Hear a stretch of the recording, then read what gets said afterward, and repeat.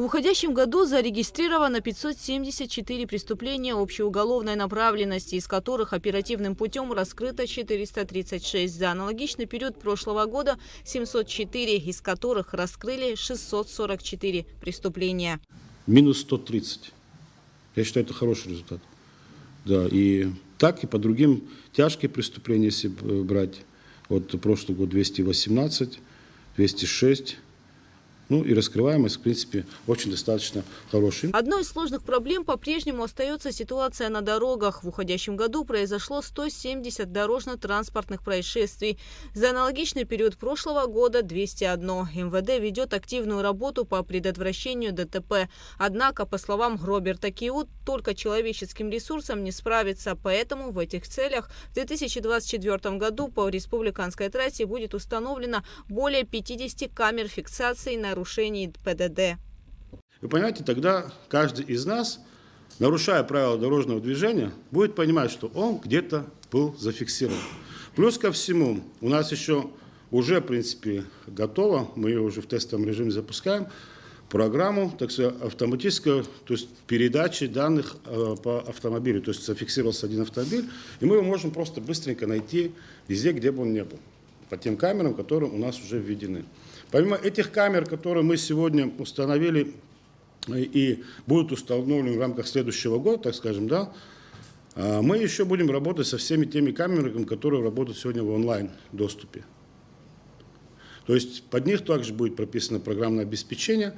Это уже для работы с населением, с различными преступлениями. Министр внутренних дел Роберт Киут также отметил и острую нехватку кадров в службе ГАИ из-за низкой зарплаты сотрудников. Средняя заработная плата сотрудника ГАИ составляет порядка 17 тысяч рублей. 17 тысяч рублей. Вот просто вдумайтесь в эту цифру. Человек, который сутки должен провести на трассе в таких ужасных условиях, в жару там, или в холод, разницы нет. Но мы с них требуем, конечно, гораздо больше. Сегодня мы уже, мной дана команда, чтобы сотрудники ГАИ получали от 30 тысяч рублей. То есть я изыскиваю все возможности, которые могли бы позволить им сегодня получать хотя бы какую-то так приближенную к достойной заработную плату. В уходящем году правоохранительными органами зарегистрировано 191 преступление, связанное с незаконным оборотом наркотиков. В основном, по статистике, распространением наркотических средств в Абхазии занимаются граждане из Средней Азии. Сегодня в местах лишения свободы по этой статье находится около 140 человек. Вот их используют в этом плане как гастарбайтеров. Я это называю, знаете, как отправляют на убой.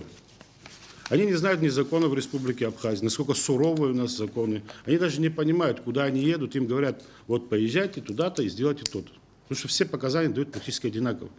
Они искренне понимают, что они ошиблись.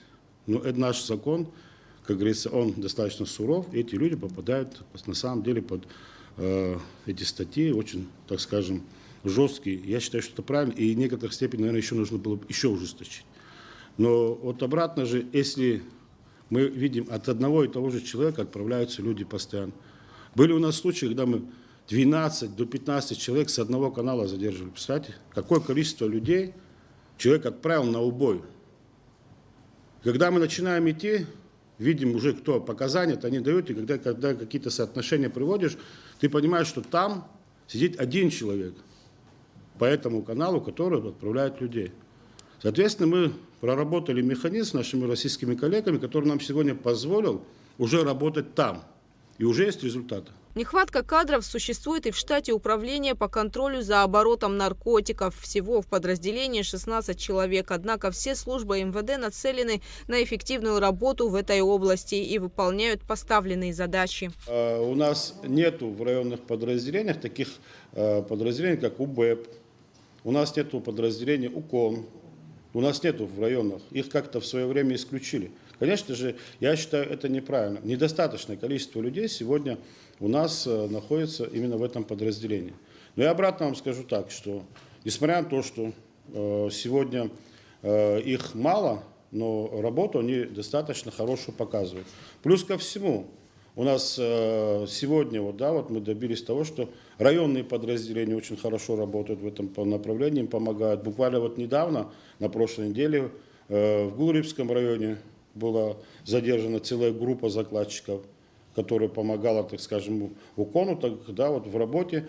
И они вот отработали и не одно, вот за 2-3 недели, так скажем, 2-3 мероприятия проведены вот в Кудырыбском районе, в других районах там такая же работа ведется. То есть сотрудники, они все друг другу помогают. Ну, уголовный розыск, он везде находится, во всех районах, и вот они в основном как бы работают. А так, в принципе, все службы Министерства внутренних дел нацелены на эту работу. Роберт Киут рассказал и о ходе дела, связанного со смертью жителя села Царча от Кварчалского района Тимура Карбая. Я дал команду разобраться детально. Те, кто, возможно, могут к этому иметь причастие, они на сегодняшний день отстранены. Для того, чтобы не мешали ходу, как говорится, следствия и работы вообще проверяющих органов. По результатам будет принято соответствующее решение. Я очень надеюсь, что смерть этого человека не была вследствие какого-то воздействия моих сотрудников. Я очень на это сильно надеюсь. Просто во благо их. Но если это будет так, то все участники будут наказаны в полной мере.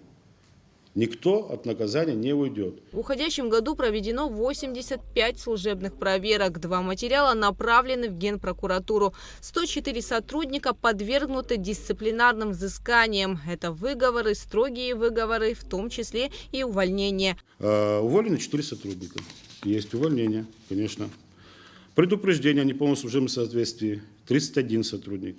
Выговор объявлен 20 сотрудникам. Строгий выговор 46, понижение в должности 3. То есть в этом направлении ведется достаточно, так скажем, активная работа. Я думаю, это цифры достаточно серьезные цифры. Это за все те проступки, которые совершают наши сотрудники. Роберт Киут также рассказал, что в преддверии курортного сезона сотрудниками МВД проводятся профилактические мероприятия по предотвращению преступлений. Он добавил, что с каждым годом количество гостей в республике растет и важно обеспечить их безопасность. Хотим сделать так, чтобы при входе на территорию Республики Абхазия каждое лицо автоматически фиксировалось. Мы будем устанавливать там камеры. Это нам позволит, в принципе, вот как эта система работает, обратно на общедоступном языке говорю. Человек заходит на территорию, его фотокамера зафиксировала, она автоматически его передает в базу данных, и везде, где бы он по территории Абхазии не попал под наши камеры, его данные мы имеем возможность получить. Где он был, чем занимался, как бы говорится, в том объеме, в котором мы сможем в дальнейшем установить эти камеры.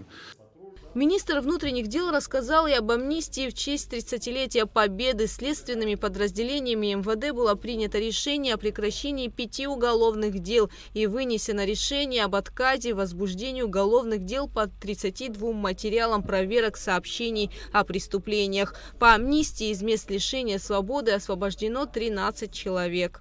Журналистами была затронута и тема организованной преступности в республике. Роберт Киут отметил, что необходимо принять действенные меры. Если идет речь о ворах в законе, мы понимаем, раз человек имеет статус вора в законе, значит, он себя считает преступным авторитетом, соответственно, лидером какой-то определенной группировки. Также, то есть с учетом чего в отношении него должны быть приняты законные меры. Я считаю, что такие люди, они должны в рамках закона нести наказание, потому что он вот однозначно не возглавляет там какую-нибудь организацию благотворительную, ничего другое. Все их цели направлены на, как сказать, преступную деятельность. Также, соответственно, как лидер, как глава, он должен быть привлечен к ответственности. И с учетом этого, конечно же, если наши депутаты считают, что этот закон неприемлем, мы хотели бы, конечно, услышать правильные комментарии в письменном виде. А что нам нужно поменять? И почему считают, что некоторым у нас достаточно?